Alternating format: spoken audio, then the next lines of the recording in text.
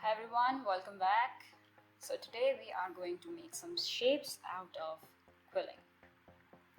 So I'm just going to take my quilling strip and roll it into a coil.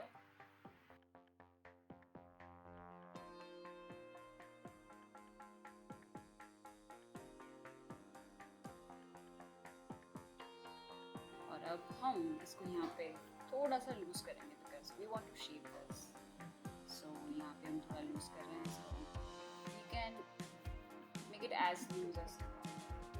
And there is my coil ready. This is called a loose coil, which we have already done before. Now to shape it, I'm just going to pinch it from one side and the other, and you can see we have our heart shape ready. Just going to do it properly from the sides, and there we have our heart.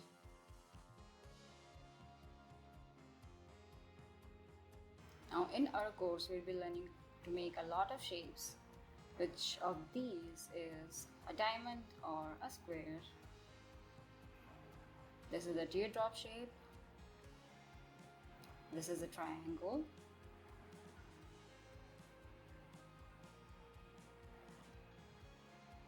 A rectangle. And this is a marquise shape.